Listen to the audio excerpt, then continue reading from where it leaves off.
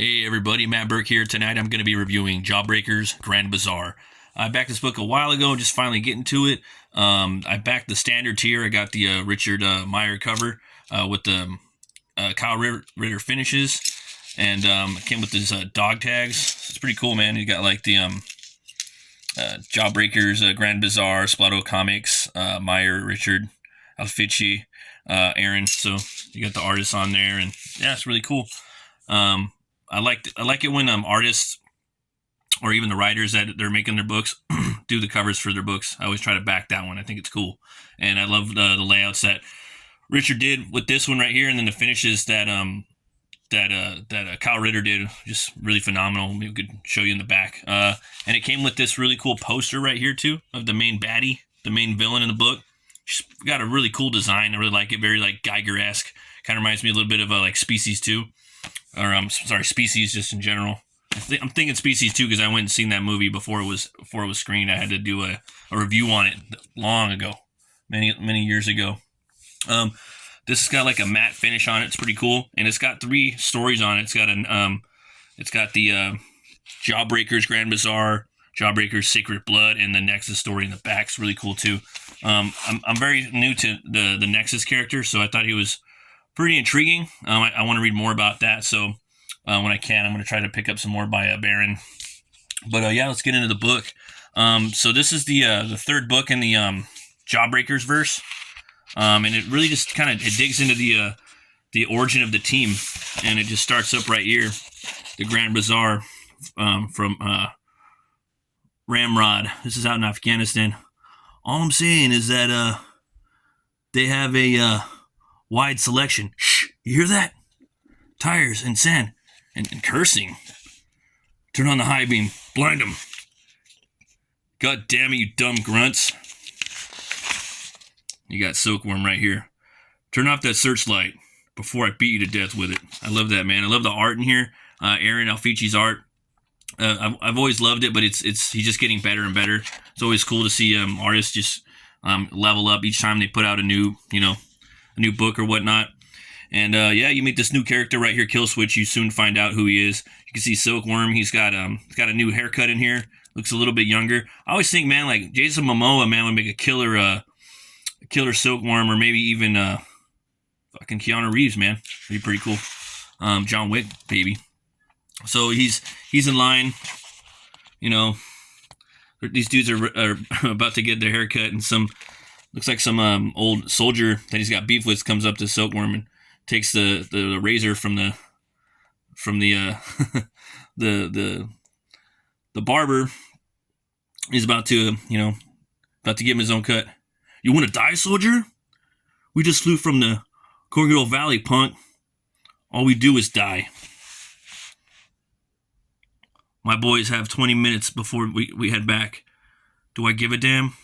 And so, like, he just takes the shit from him. Give me those clippers, bitch. Walks away. And here, you could cut your platoon's hair, Sergeant Schneider. Why can't she do it? She's going to be busy. So he's taking the lady with him. So after that, we get this panel of the desert, man, and this big grand, kind of like a carnival, like of demons and whatnot open up in the sand. And what the Grand Bazaar is, it's like this ancient, basically it's almost like this hellish carnival that comes up every so often, and it's almost like a balance. If you ask somebody for something, you have to give something in return, and if you don't, then then you'll get thrown in like a pit, like a gladiator fight, or going to hell, or even worse. But what I liked about it was it's a good way to kind of establish the Jawbreaker universe with this fucking metal hellish idea, just this concept, of if you take something, you're gonna have to give. You know what I mean? You got to pay it forward, and it's kind of got this crazy concept of that. And yeah, man. So that's kind of how that starts. I don't want to spoil too much, but they got a really cool. There's a really cool little thing that happens.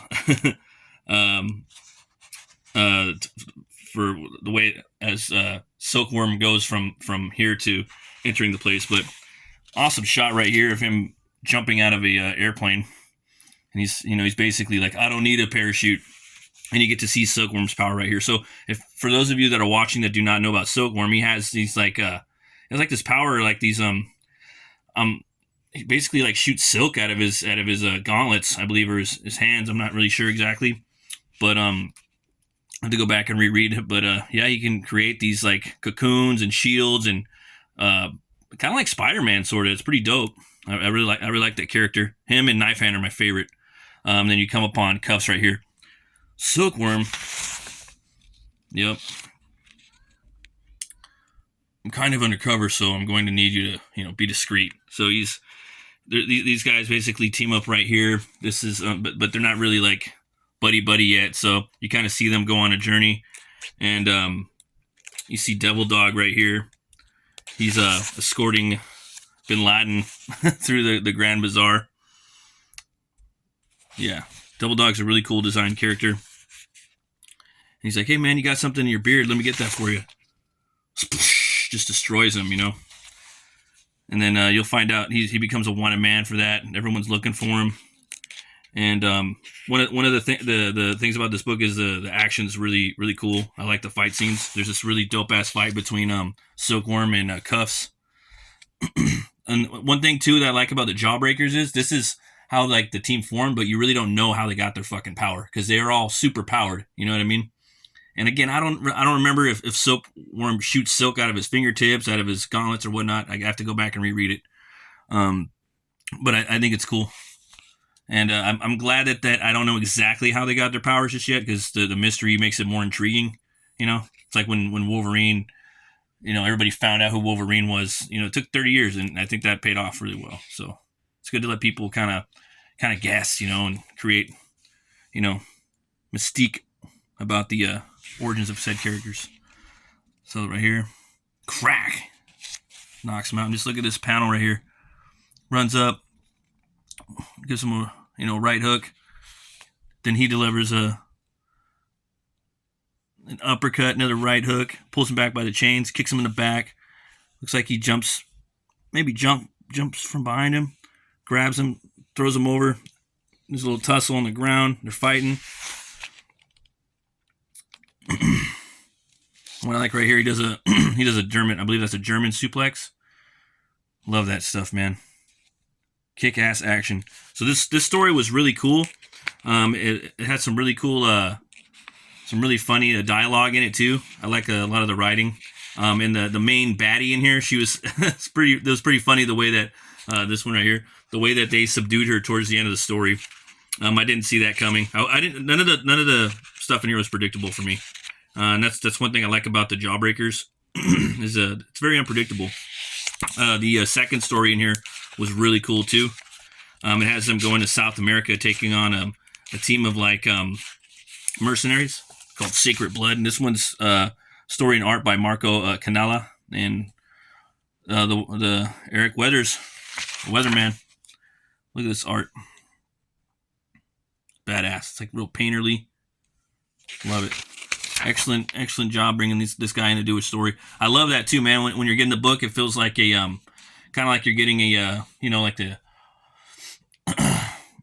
like a bunch of different stories in one. Sorry, the word this escapes me. I use it every fucking day, but I'm trying to say it. I can't. An anthology of like badass super soldier comics. Look at that. So they're going after these guys. They have this sky fortress, and somewhere in South America, and a lot of them have luchador masks, and I think they pump this like electricity shock into them to get really strong, and really cool hero shot right there of the group coming down. Silkworm shoots out his silk. See, like right here, I can't really tell, right? Is it coming out of his fingertips? Because there's like 1, 2, 3, 4, and then possibly 5 right there. It's kind of flinging, so I have to go back and recheck and see, but I think it was out of his fingertips. I think that makes it even cooler, to be honest. I like this shot right here. My boy Knife Hand. Oh, man, you should see what Knife Hand does to this guy in the previous story. Again, I didn't want to show it, but it's fucking badass. This story is really cool. And also, again, the second story, you're going to get a little something with Hell Priest. a little more from him, you know. And I've noticed that Meyer's been adding a little more to each character per main story. This one you got a little bit more of Silkworm, but again, not the origin. And I still got to read Knife Hand and Cuffs. I haven't read those yet. I do got them. The reviews coming for those as well. But yeah, this story was dope. I don't want to spoil the end of that because it's too short. It's not that short, but you know, it's pretty sick. And then this Nexus story was cool too, man. Again, this is short too, so I don't want to spoil it too much. But yeah, man, definitely give this book fucking 2 horns way up. I really liked it. I recommend it. You guys check it out. I do want to show you this little thing that your boy Zach did right here with the process. So he did his layout, right? And then breakdowns, thumbnails, however you want to call it. Everyone uses different terminology, but you know, then Ritter came in and did the faces. He, you know, changed some stuff around, changed the demons around. Really cool, man. I really like the whole. I love that cover too.